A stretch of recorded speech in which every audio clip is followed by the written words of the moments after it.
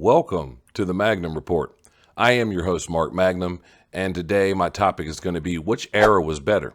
The Attitude Era back in the late 90s and early 2000s, or the Golden Era, which was in the 80s? Now, I'm not even going to waste my time asking you guys to subscribe right now or anything like that. We're just going to get right into it. And like I do with all my podcasts, I do my research. And when I was looking into the Golden Era, and that was the era that I grew up in, I'm an 80s baby, so I was born in the 80s, and this was the era that I grew up with. This was when I was a child. This is what I grew up watching. So when I did my research, just looking back on the history of the Golden Era, I see names like Hulk Hogan. I see names like Macho Man. I see names like Ricky the Dragon Steamboat, Ultimate Warrior, Rick Rude, Bret Hart, Mr. Perfect, Roddy Piper. I mean, you got Ted DiBiase. There was also, for tag teams, you had the British Bulldogs, you had Demolition, the Hart Foundation, the Rockers, just to name a few. I mean, even in the late 80s, we had the Brain Busters, Tully Blanchard and Arn Anderson come in. So there was a vast, and that's just a few of the tag teams, but there was a vast just greatness going on in the Golden Era. And like I said, that's what I grew up on. That's what made me become a wrestler and do it for 12 years. So there was a lot that, as a child growing up, that it was the 80s, so it was more pastel colors and it was brighter and more vibrant than it is today. But watching that as a child, I mean, if there's no reason wrestling was so popular back then, and even in the Attitude Era. But for what I'm talking about now with the 80s and the Golden Era, just all of it. The paint, all of it, the colors, the music, it was all just so immersing, and it would make you want to watch it each week and see what was going to happen. And I mean, I look back and I think of like Bobby the Brain Heenan and Mr. Fuji and Classy Freddie Blassie and Lou Albano and Jimmy Hart, and the 80s were a time where they focused a whole lot more on the managers and the matches and the actual presentation of the show. And I feel like now, it's changed a lot, obviously, in the last 40 years since the Golden Era, but it's went from what it was back in the day to what it is now. And I'm not going to get into whether that's a good thing or a bad thing, because that's for a different podcast. But when I watched the Golden Era and the matches, and I granted, you watched WCW or NWA back then, Crockett Promotions back in those days. I think the matches in Crockett were better work-wise, just the actual bumping and the presentation. WWE was a whole lot more about the entrance and everything else.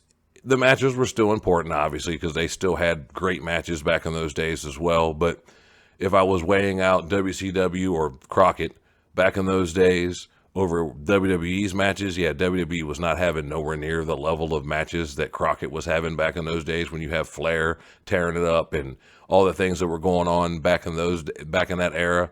But when I'm talking about with the Attitude Era and the Golden Era, different situation, obviously, because this is a totally different topic. But as I go into looking into the Attitude Era, though, because there's a lot of things in the Attitude Era that was great, and just when I look back on that, because I was a teenager during that era, and I mean, how could you not love Stone Cold or The Rock? I mean, there was Kurt Angle, Edge, Christian, Undertaker, DX. I mean, the Hardy Boys, the Dudley Boys. There was a lot going on in the Attitude Era. I mean, wrestling was more like Maury Povich back in those days, though. I mean, there was a lot more just moments. It was more about moments in the Attitude Era, because when I look back on the Attitude Era over the Golden Era, I remember a lot more of the matches from the from the Golden Era than I do from the Attitude Era, because from the Attitude Era, like I said, it was more about moments. The Golden Era, the matches stand out, and that's saying something, considering a lot of these matches I'm thinking of are from 85, 84, 86, 87, 89, and the Attitude Era was 25 years ago, 26, 27 years ago, whatever it's been. And not to say there wasn't memorable matches. There's plenty of memorable Stone Cold Rock matches. I understand that. But when I look back on just classic great matches, granted the work rate was different from the golden era to the attitude era, and the product changed, drastically just from the language barrier. They in the attitude era, they went to 10 on the language. They were kind of more trying to copy what ECW was doing because they were getting attention. And so with WWE getting beat by WCW in the ratings, they had to do something. And with Russo there and some of the people involved, it turned into that Maury Povich, Jerry Springer, daytime television type of product, which was fine because it worked and it got ratings. And I mean, you had 8 million people a week watching either one of these shows, whether it was WCW or WWE during the Monday Night Wars. So it worked. But as I look back on both eras, there's things I can pull from the Attitude Era and think, this was magic. This was brilliant. Austin and McMahon. Austin versus Rock. Triple H. I mean, even though I wasn't the biggest Triple H fan, there was a lot of stuff he did that was good. DX. I mean, there was a lot of things in that era, in that genre, that worked. And then when I flip that and look at the Golden Era, and I think of Hogan versus Macho at WrestleMania 5, or I think of Warrior versus Macho at WrestleMania 7, or Macho. I mean, I know I'm a Macho Man fan, so there's going to be a lot of stuff I say that's Macho Man heavy, but Macho versus Steamboat at WrestleMania 3, Hogan versus Warrior at WrestleMania 6. These are some of the matches that I didn't even research. I just can remember off the top of my head, just from that time frame, from being that long ago. These matches still stand out to me. And when I look at the Attitude Era, it's more of the moments. Austin coming out in the Zamboni, Austin coming out in the beer truck, and just all the stuff that went on with Austin and McMahon. Granted, there were great matches. There was a lot of great matches. I'm not trying to discount anything that happened during the Attitude Era, because there was a lot of great stuff. But it had changed. A lot more chair shots to the head, to where that led to problems years later for a lot of wrestlers. And the business model had changed as well. The world had changed a little bit, just like it has now. The wrestling model has changed again, and it's more high spot heavy. And back in the Golden Era, it was more about a more slow, methodical match where, yeah, you're going to get some high spots during this match, but it's not going to be high spot, high spot, high spot, high spot, high spot. It's going to be, let's work a hold, let's tell a story, let's do some things, slow it back down, speed it back up, give a little heat, and then take it home, or whatever. In the Attitude Era, matches weren't as long, unless it was on a pay-per-view, and it was more about the promos and all that, and it's morphed into what it is now, where WWE's more, worried about the promo, more worried about the angle in the ring, more worried about the talking segments, where they'll give a talking segment 20 minutes and, a match will get 5. So there's the difference there, because back in the Golden Era, you might have a 2-minute promo from Hulk Hogan backstage, and that was it. Or you might have a couple minute promo. It wasn't like it is now, or even back in the Attitude Era, where the promo segment was the most important part. Yes, it's always been important, because that does continue and further the story. But back in the Golden Era, the matches were what got over. I mean, you had Piper's Pit and certain promo segments, and those still weren't that long. Piper's Pit was at best sometimes 3 minutes long.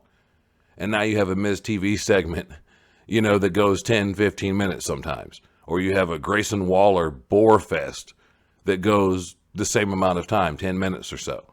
And I'm looking back, even like stuff like Brother Love did not go that long.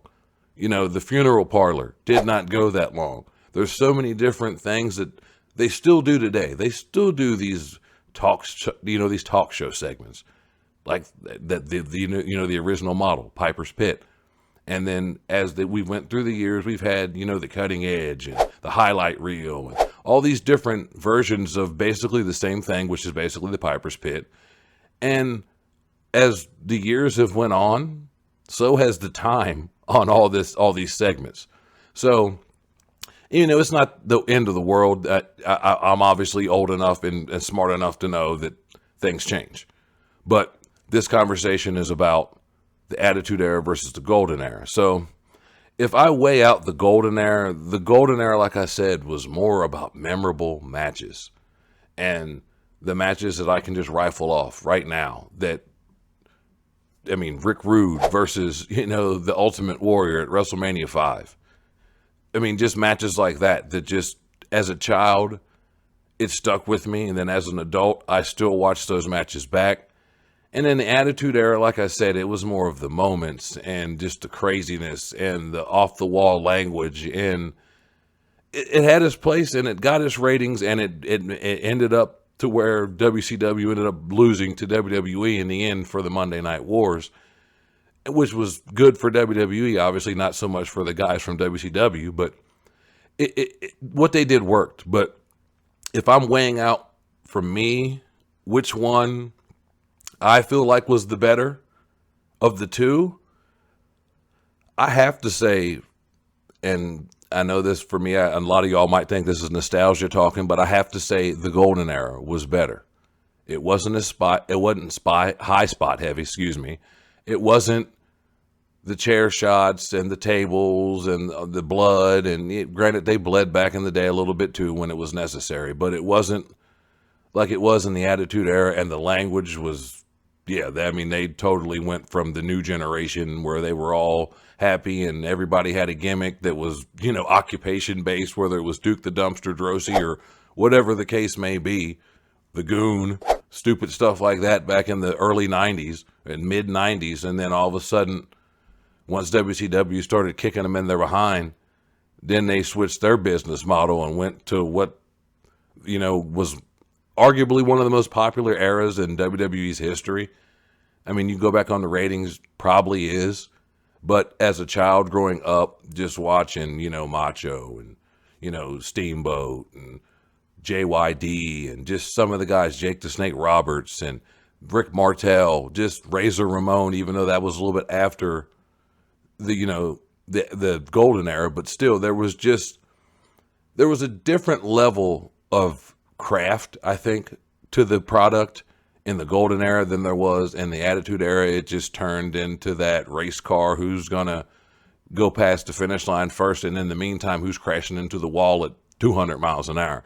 And like I said, it had its place. It was great and all, but for me, like I said, Golden Era, I don't want to say by far, because I'm not trying to slight the Attitude Era at all. Loved everything about the Attitude Era, but as a child growing up, if I could go back and change wrestling to be more like it was back in the day in the Golden Era, that's exactly what the hell I do, because the wrestling we get now is not the same. They don't care. The wrestlers still care, but I think these companies are more worried about high spots and the promos and the talking segments, and they give you the least amount of what all these companies are called, because WWE has wrestling in the name of their company, and AEW has wrestling in the name of their company. Granted, AEW does do a whole lot more wrestling than WWE.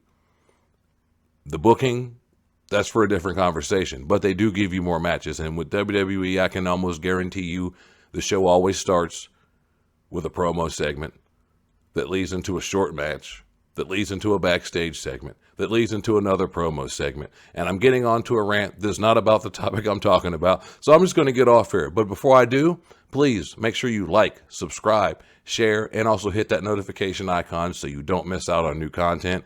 And also, please subscribe to my other podcast that I do with my boy, the Cisco Kid, the Mark and the Fan Wrestling Podcast, where we talk about all things wrestling from back in the day, like the Attitude Era or the Golden Era, or present day, like the current AEW or WWE products or anything else that goes on in professional wrestling.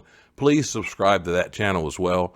But before I get off, thank you for your support. Please subscribe, because I'm trying to get to at least 1,000 subscribers before the end of this year. So I'd appreciate y'all helping this brother out.